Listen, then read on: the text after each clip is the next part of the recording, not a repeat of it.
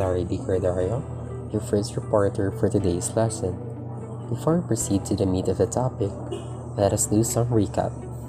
The first discussants have introduced us to learner-centered teaching, its approaches, theories, and outcomes of teacher education. The next group discusses human memories, motivations, emotions, and emotional intelligence. At this juncture, the last discussants will talk about essential aspects that we need to consider as future teachers. These are the learning styles, learners from different backgrounds, fair and safe learning environment, learner participation, and misbehavior management. In our EDUC 102 course, we have been introduced to instructional designs such as the SURE model. For weeks 7 to 9, we are expected to create an instructional plan that reflects learner-centered teaching principles and approaches in an exclusive learning environment. So, I will begin with learning styles. All of us have different types of learning according to what kind of style is efficient and effective to us. It proposes that every student learns differently. This proves that the learning style of student A might not work with student B. Thus, we should ask ourselves, how do we learn? Do you learn best with pictures, music, dictionary, or would you like to use your body physically? Additionally, there are factors that are connected with learning, namely cognitive, emotion, environment, and prior experience. All of these will be elaborated by my co-discussants. I'm now giving the spotlight to the next reporter.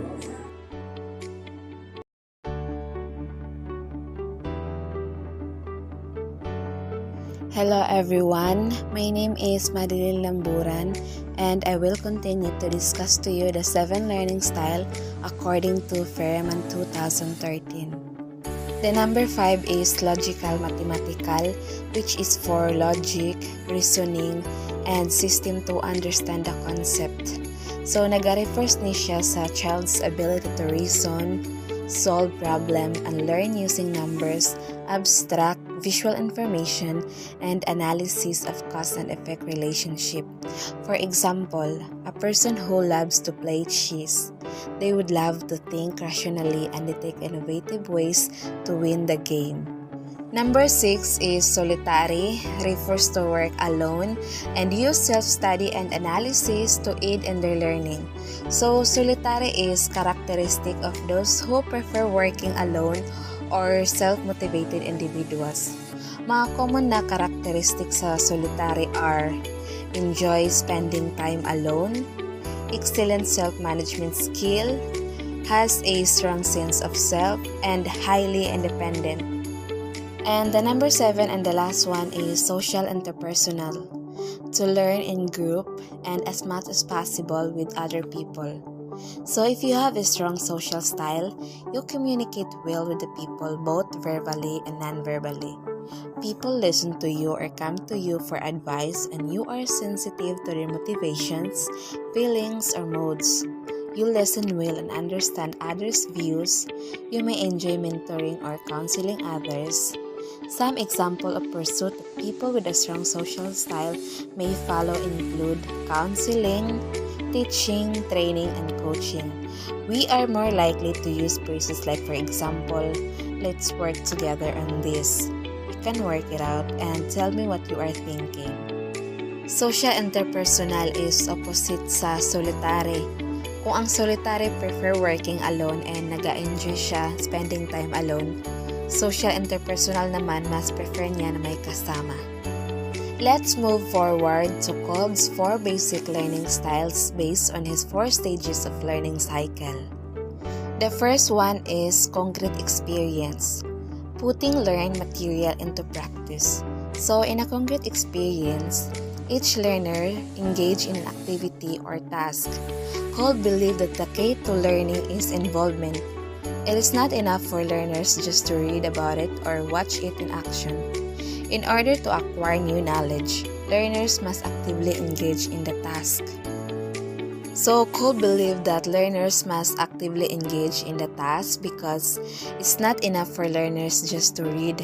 They must engage in the task or activity. Number 2 is reflective observation. Analyzes objectively an outcome. This stage in the learning cycle allows the learner to ask questions and discuss the experience with others. Communication at this stage is vital as it allows the learner to identify any discrepancies between their understanding and the experience itself.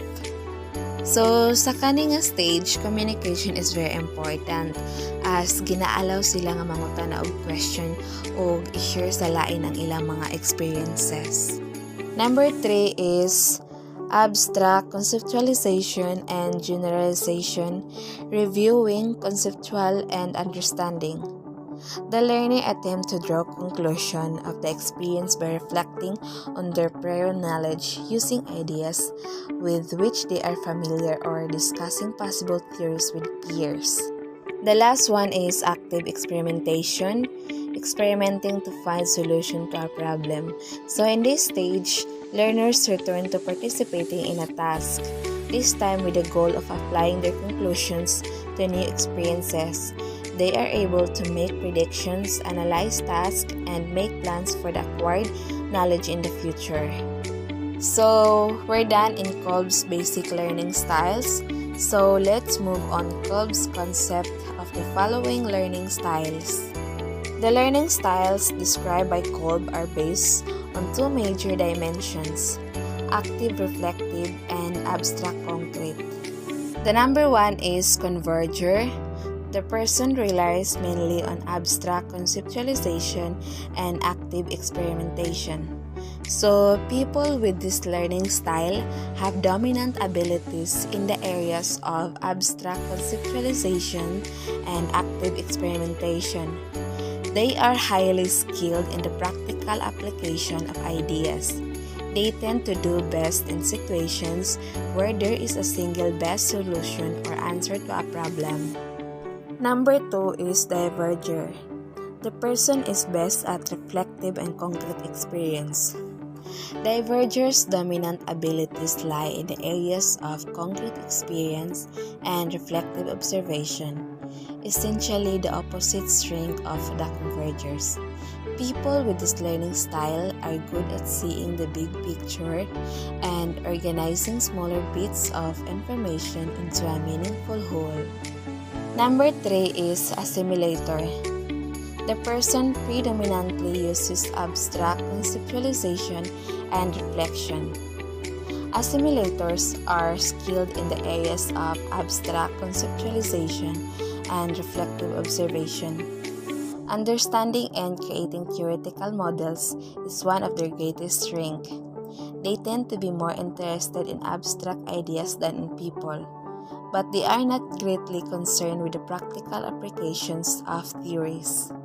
And the last one but not the least is accommodator. The person uses concrete experience and active experimentation. People with this learning style are strongest in concrete experience and active experimentation. This style is basically the opposite of the assimilator style. Accommodators are doers. They enjoy performing experiments and carrying out plans in the real world. That's all. Thank you for listening. And now for the next reporter.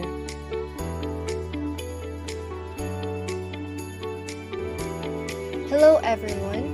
So tonight we will be talking about 7 learning styles by Furyman 2013. So there are 7 learning styles which are visual, oral, verbal, physical, logical, solitary, and social. So, a brief definition of learning styles would be preferred method of learning and processing information for students. So, the first learning style is visual. So, for using pictures, images, diagrams, colors, and maps to understand material to organize information with others. So, this type of learning style is the most popular learning style naman, diba? So, the second one is oral. So, for using sound, rhythm, music, recording, clever rhymes to learn new information. So, it is also called as auditory or even musical learning styles. So, anyone who loves music understands that music at its best creates an emotional connection. The connection of emotional connection to sound and music leads to better comprehension. So, the third one is verbal or linguistic learning styles. So, for using words both in speech and in writing to assist in their learning. So, verbal learners make most of both the written and verbal word. These students are mostly the ones that will argue a teacher at any chance they want. Since these students are natural-born speakers and will excel when given a chance to verbally express themselves. So, we should let the students have the opportunity to present in front of their peers. So, the fourth one is physical or kinesthetic learning style. It is for using hands, body, and sense of touch to learn about the world. So, as a teacher, we should try and give the students the opportunity to walk around and stretch and provide class activities. Logical or mathematical learning style. For logic, reasoning, and system to understand concepts. So math itself is all about simplification and reasoning. So when teaching, look to give logical learners the clearest explanation possible. Solitary, to work alone and use self-study and analysis to aid in their learning. So solitary is also called as intrapersonal learning style. So they prefer a learning environment without interaction. So as a teacher, we should allow the students to set goals and tasks for themselves. So the last one is social or interpersonal learning style. So to learn in groups and as much as possible with other people. So it presents opportunities for students to work and learn from groups of others. It develops small study groups and peer-to-peer tutoring sessions. So to accommodate these students, view your classroom as a community of learners. So the 7 learning styles are visual, oral, or auditory or musical learning style, verbal or linguistic learning style, physical or kinesthetic style, logical or mathematical learning style, solitary or intrapersonal learning style, and the last one is social or interpersonal learning style. Kolb's basic learning styles. It is also called experimental learning cycle. It is a 4-step continuous process for effective learning that explains how you learn through experience. So it is published by David Kolb in 1984. So concrete experience, it is putting learned material into practice. So it means that it's not enough to watch someone else do it or read about it. So you must do it yourself for learning to occur. So this can happen, for example, when you try a new task or perform an existing task in a new way. Reflective observation, it analyzes objectively the outcome. So this means taking a step back from the act of doing to look at the picture and review what you've experienced. So now tools to help you achieve reflective observation include giving your observation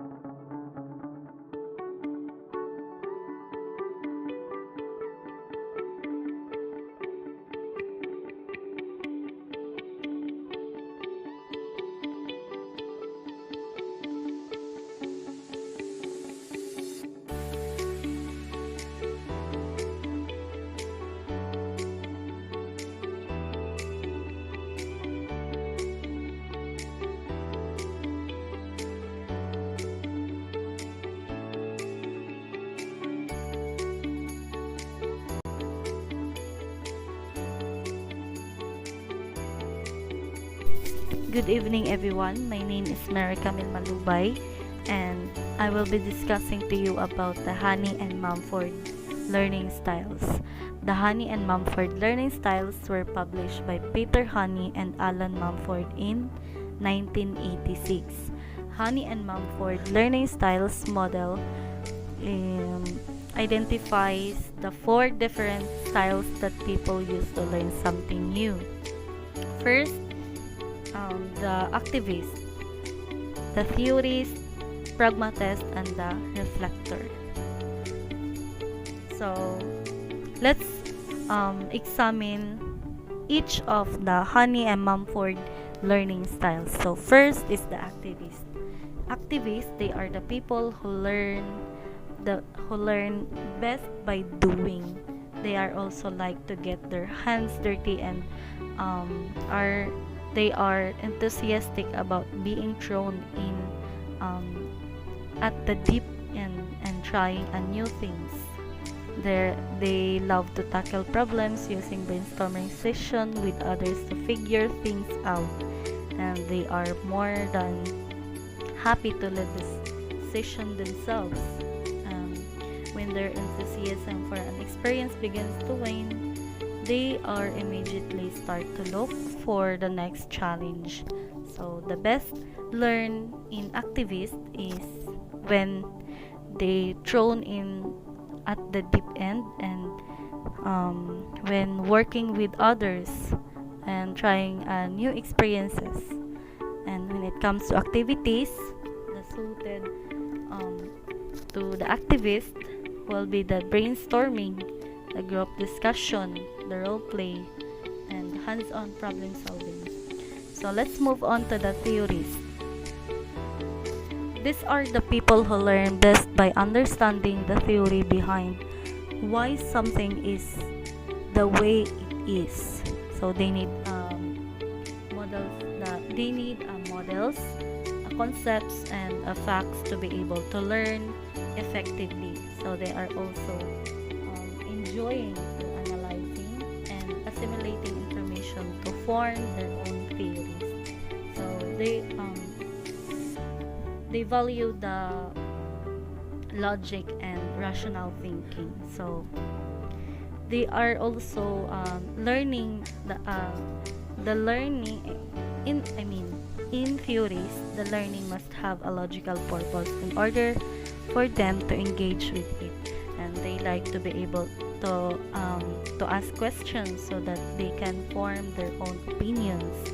So the best learn in theorist is when they are when there is a theory or a logical model behind everything that they learn, and they have the opportunity to ask questions. They can see the purpose behind everything they learn.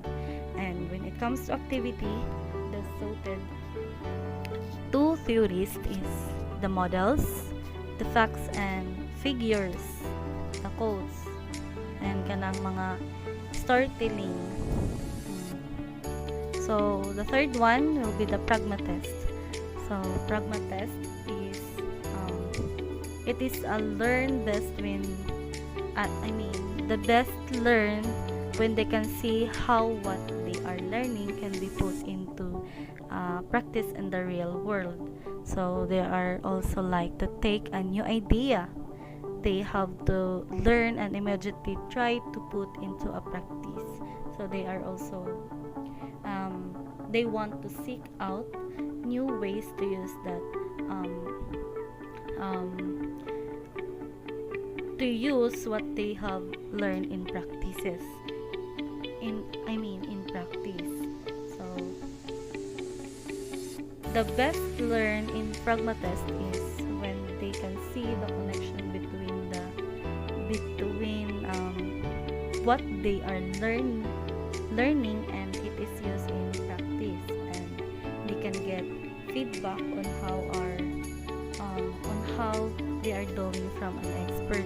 So they are also a practical example. They can copy or build on. So when it comes to activities naman, the suited to pragmatist is the case studies, the problem solving, discussing on how to translate theory into practice.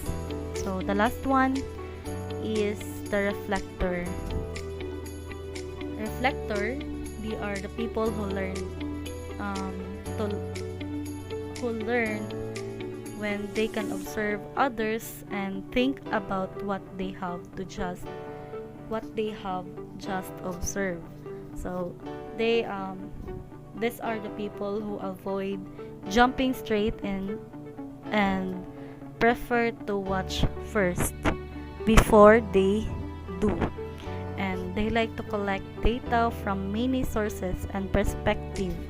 And also they are cautious and like to consider all the angles before committing to an action. So the best learn in reflectors is when given time to think before they have to take an action. So also to investigate first before they have to take an action. So when it comes to activities naman, the suited to reflectors will be the when observing other perform activities and receiving feedback from others. So those are the different learning styles of Mumford. So now, as you can see from the diagram, the Honey and Mumford learning style are plotted around two axes, the horizontal axis and the vertical axis.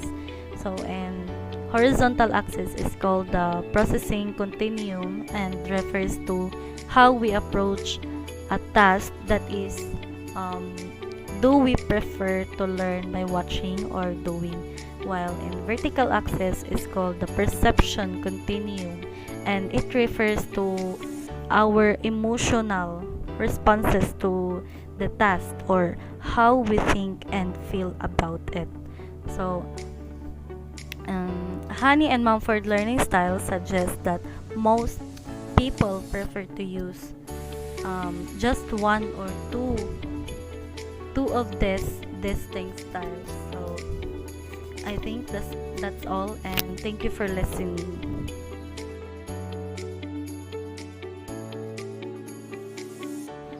So, for Lifang and Sternberg, they organized previous works on learning styles into three traditions or group. These groups are cognitive-centered styles, personality-centered styles, and activity-centered styles. The first one is cognitive-centered styles, in which it assesses the way people process information. This talks about how people would absorb information based on their preferred learning style. Next is personality-centered styles, in which it would assess more stable personality traits as either being extrovert or introvert. This talks about the assessment of those people about how they would tend to choose whether their approach will be based on their thoughts or on what they feel. And finally, activity-centered styles, in which it assesses both cognition and personality traits. So, this just combined the both of them, which talks about how their cognition and personality would affect their approach on a given activity. For Lifang and Sternberg, they just grouped the learning styles into a category for it to be organized. And now we will head on to the next reporter. Thank you.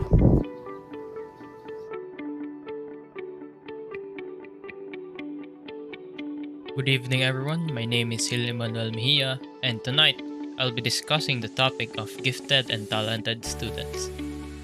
Those with subtle learning of disabilities are formally identified as gifted because of their high levels of success or IQ scores.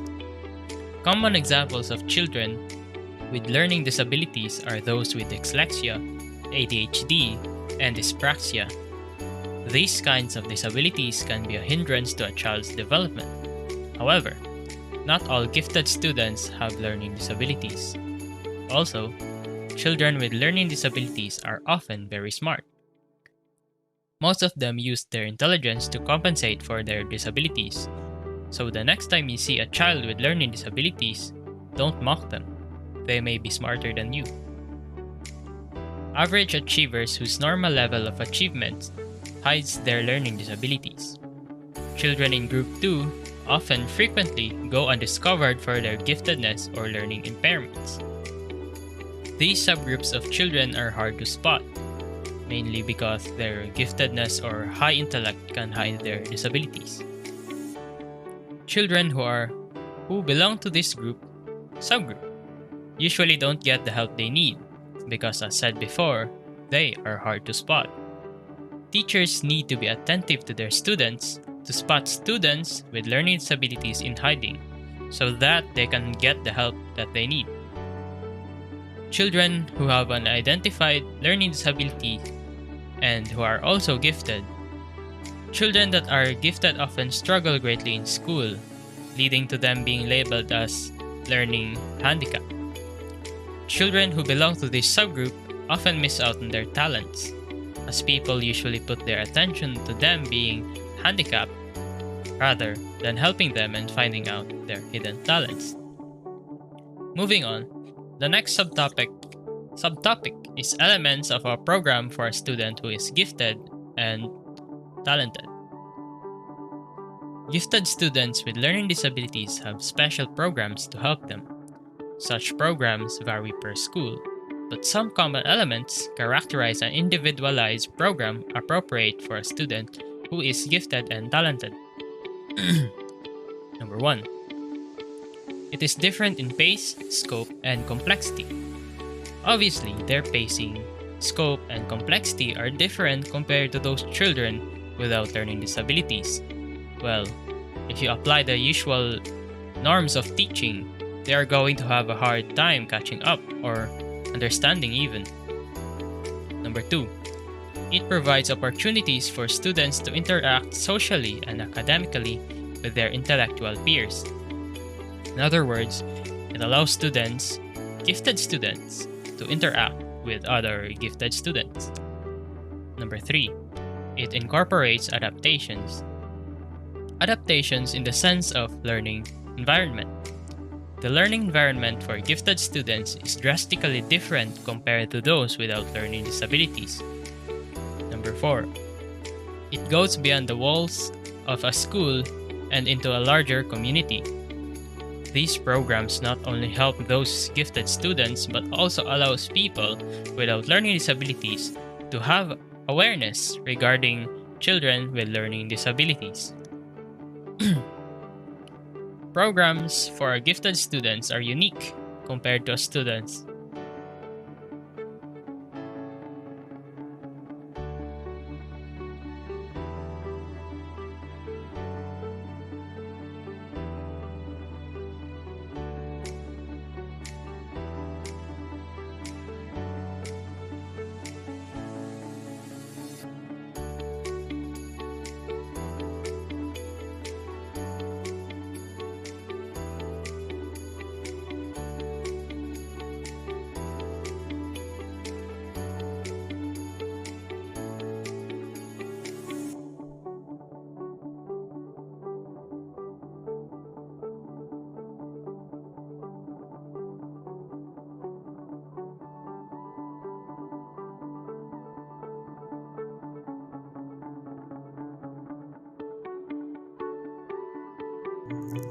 Students from indigenous backgrounds.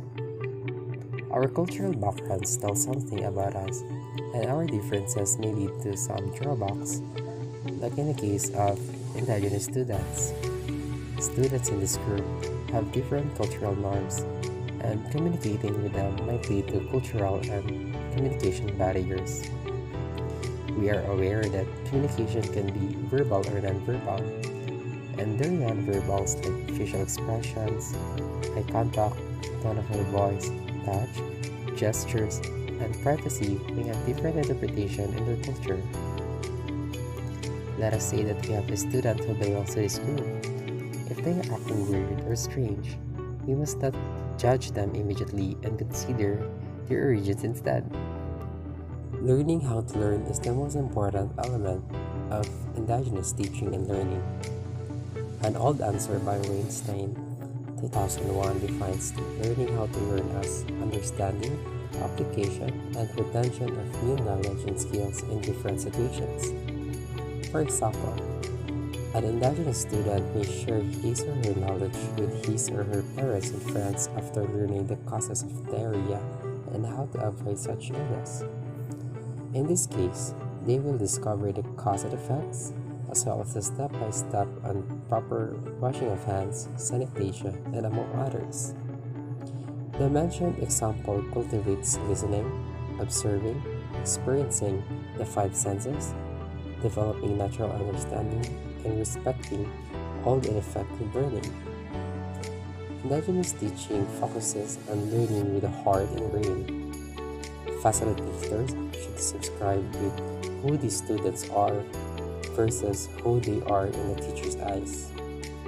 This method is also considered organic development, a metaphor of planting seeds until it bears fruit.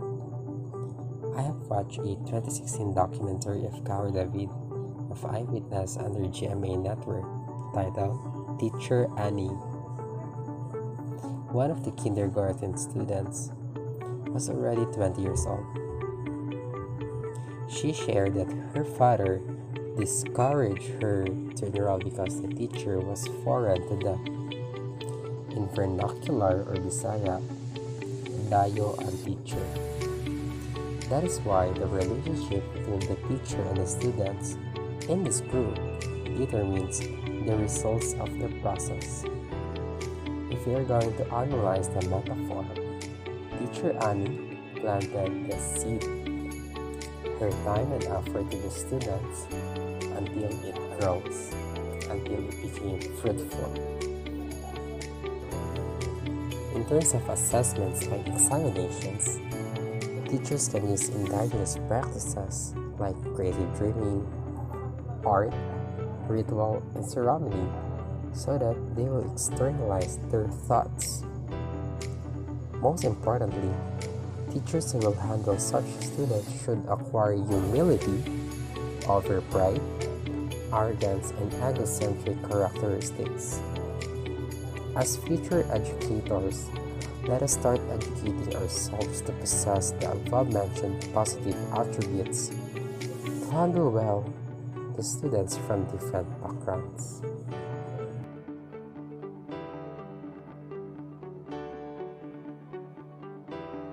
To introduce the fair and safe learning environment, let's discuss about what is inclusive education.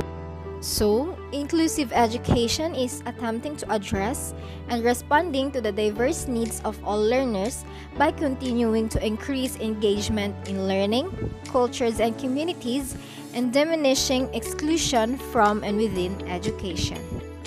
It means that all students attend and are welcomed by their neighborhood schools in age-appropriate, regular classes, and are supported to learn, contribute, and participate in all aspects of the life of the school.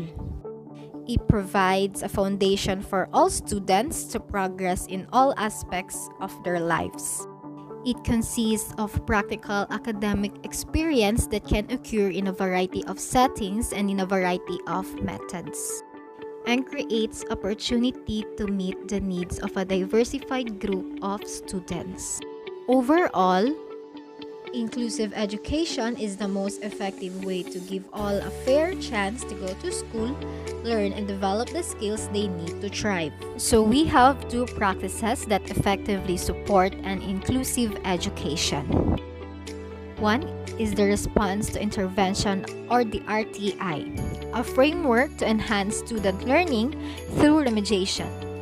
A multi-tiered approach aimed at identifying and supporting struggling students. RTI is generally separated into 3 instructional tiers.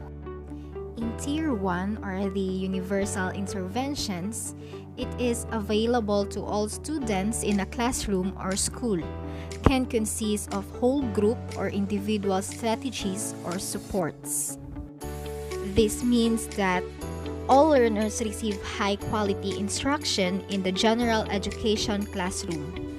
Example of this is a typical classroom lesson delivered by a teacher. Teachers should periodically screen their students, consider alternative approaches to measure progress.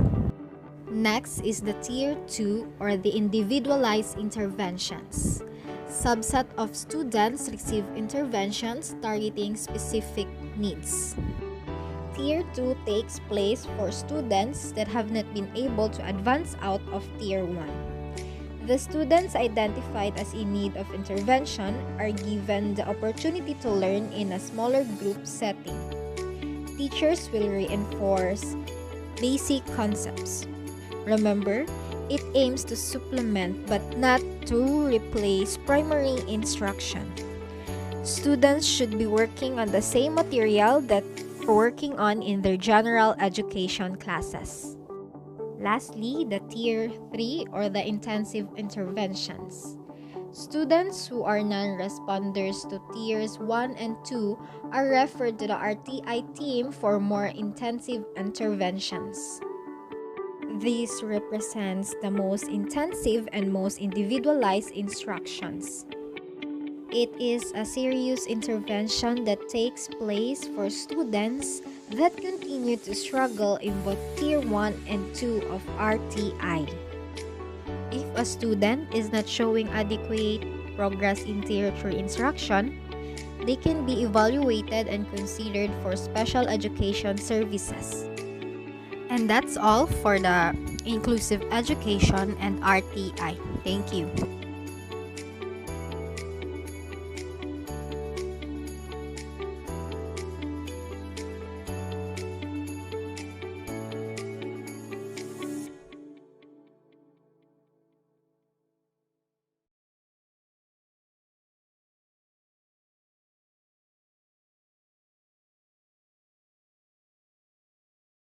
Once again, good evening everyone.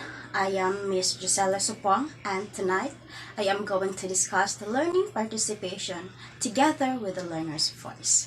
I know that we are all exposed to this word and some of us are doing and participating in it.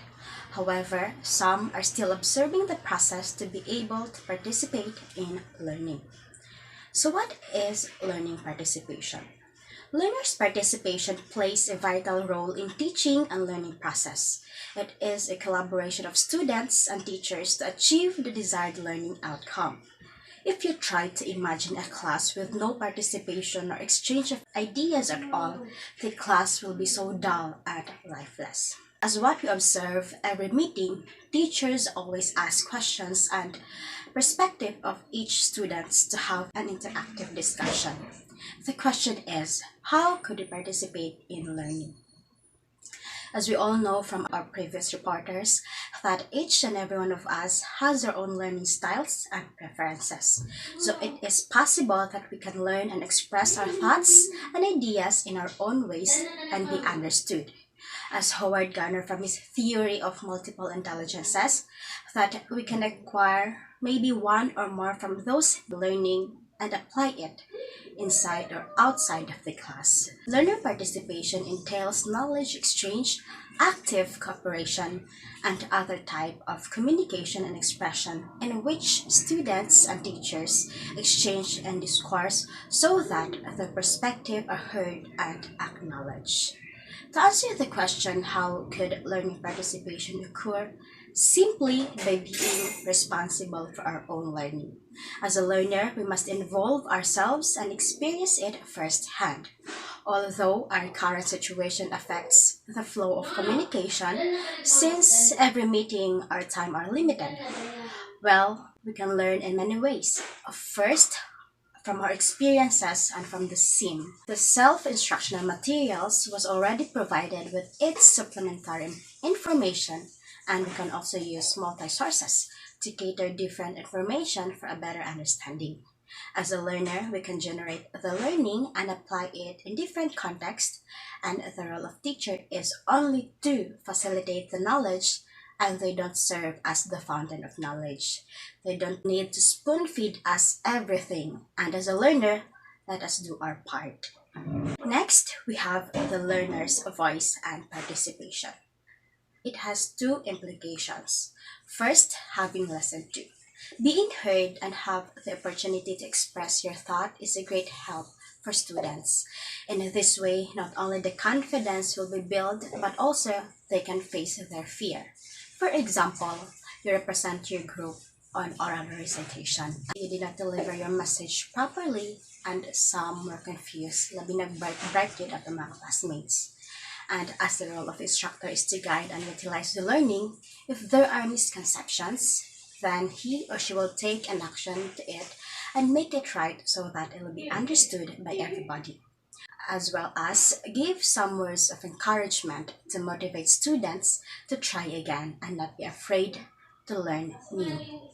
In this way, teachers can give feedback on the aspects they really excel on, then praise them, while referring them on the learning preferences that really works on them.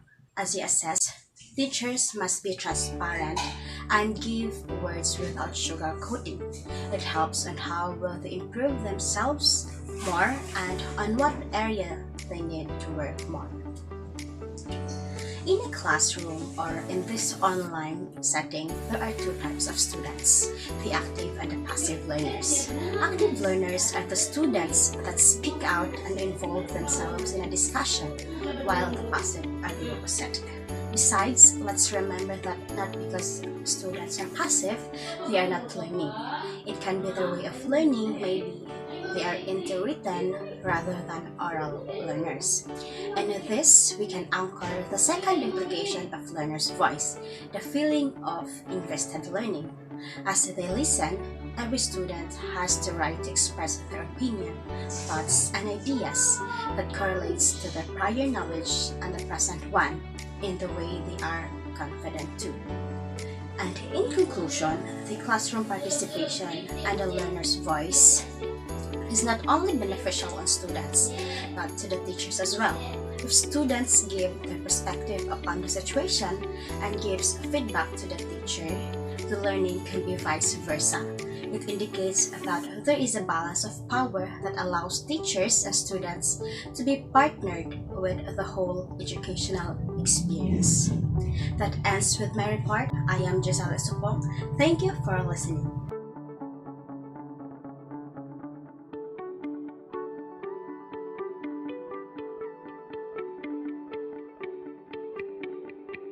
Hello, I am Jacob Ilyahera, and I will be discussing all about the misbehavior management. So, before we start, what is misbehavior?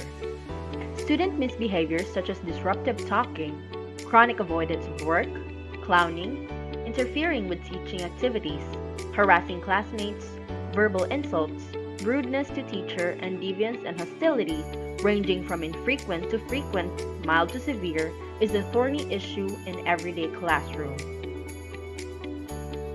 So, how do we deal with this misbehavior?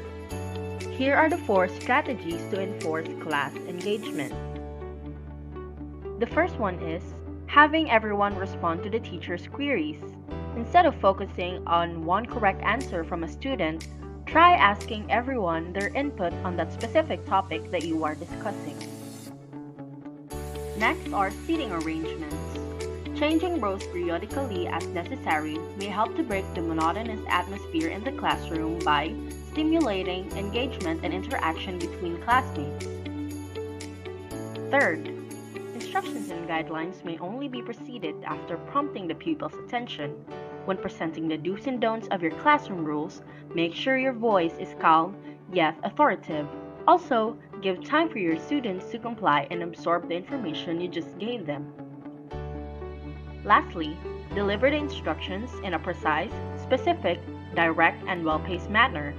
This will avoid question and confusion among students regarding the task. Follow praises when necessary upon compliance to boost their motivation.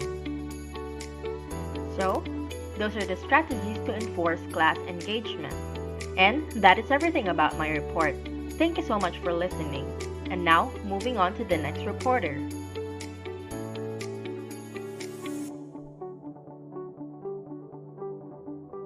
So, good evening once again. This is Rarly Mahilong Pondoyo, and for tonight, I will be going to continue the lesson 5.5, Misbehavioral Management, in particular with effective specific classroom-wide interventions. So, effective specific classroom-wide interventions include 6 components, which are the teacher performance feedback, class-wide incentives, noise management, managing transitions, enhancing engagement, and also relationship building.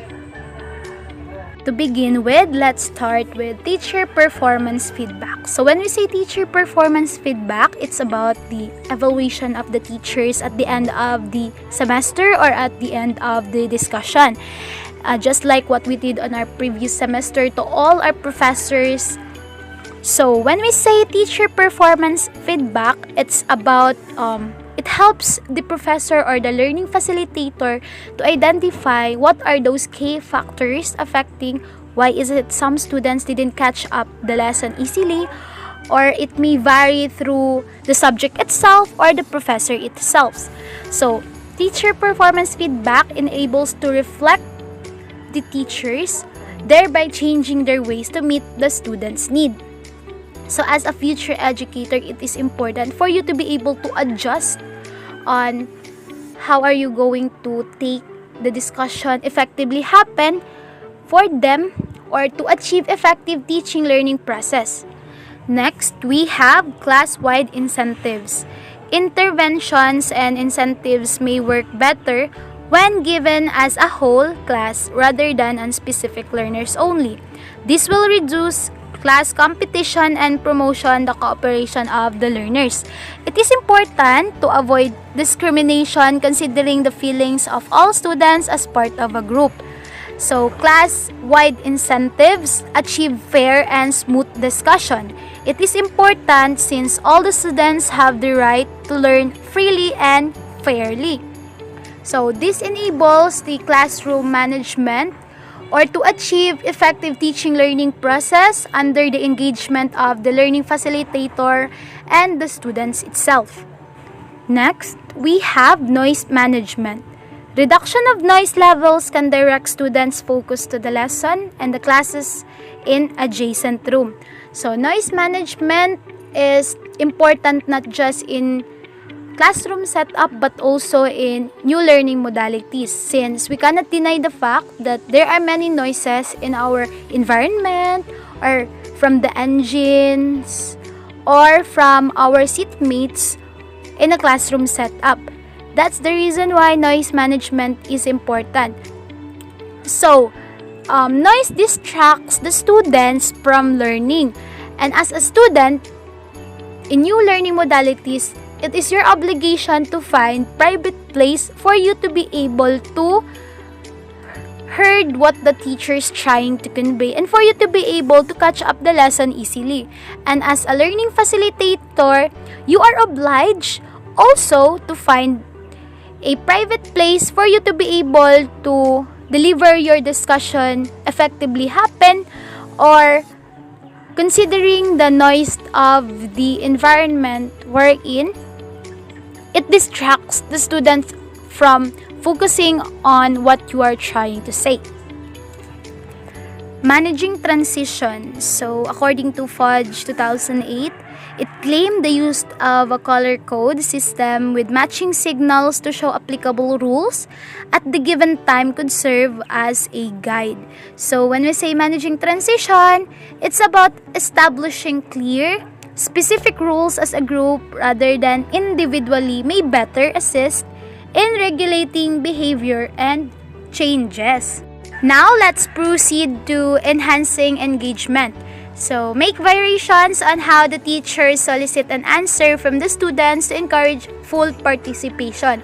So, when we say enhancing engagement, it's about the students and the learning facilitators' engagement. So, as a student, to achieve effective learning experience, you have to listen attentively to the discussant or the learning facilitator for you to be able to understand what are the teachers trying to convey or the discussion itself. And as a learning facilitator, you have to give a activities on after the discussion for you to be able to evaluate if the students have learned something from the discussion. So by this, we can able to create effective teaching learning process to happen. Lastly, we have relationship building. So according to Patterson 2009, explained that when a teacher is involved in learners' small talk outside of the class may prevent them from misbehaving in a class, especially those attention seekers. So, relationship building focuses on the engagement of the student and the learning facilitator itself. So, it is about the interaction of the students and the teacher inside the premises of the school and outside the premises of the school.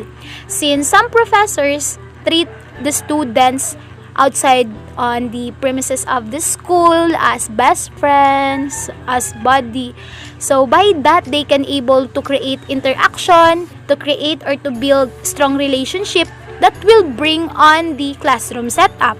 So by that moment, the student and the teacher already have a interaction. So the students may participate on online or in classroom discussion since they are open to each other. So by that, they can create effective teaching learning process or learning experiences effectively happen. Therefore, effective specific classroom-wide intervention is important to achieve effective teaching learning process to happen. So by this, we can able to create interaction by the students, we can able to achieve smooth discussion, we can able to build relationship to our facilitators, as well as we can able to enhance our skills, broaden our knowledge, and as a future educator, to have background on how are we going to facilitate the learning experience of the students for them to be able to feel appreciated and loved. So, effective specific classroom-wide intervention focuses on the teacher and the students' interaction, and it's very important as a future educator for you to be able to adjust and to new learning modalities and to meet the students' need. And I think that's the end of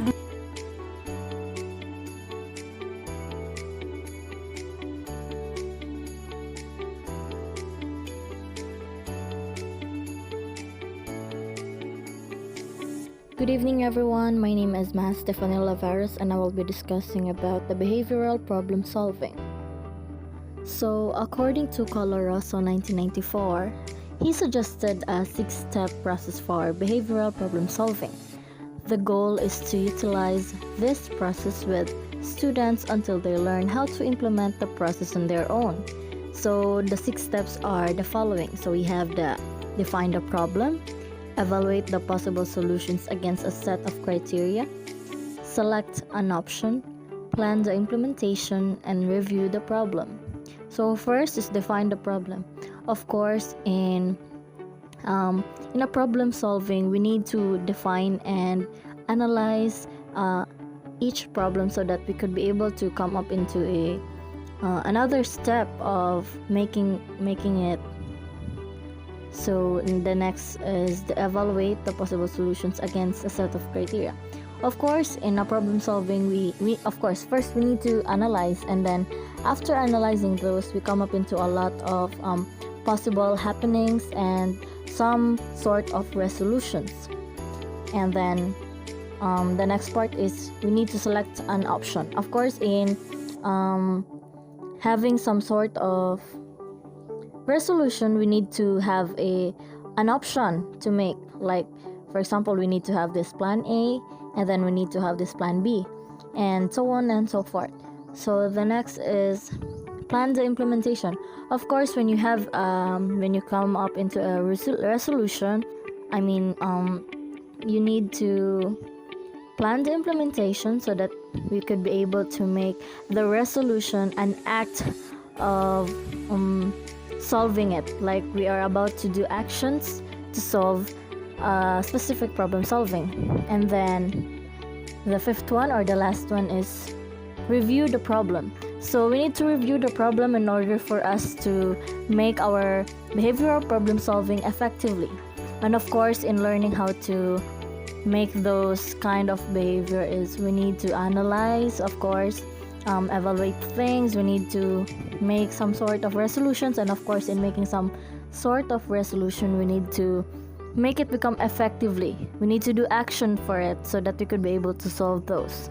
And of course, at the end of it, we need to realize things so that we could be able to make some sort of improvements.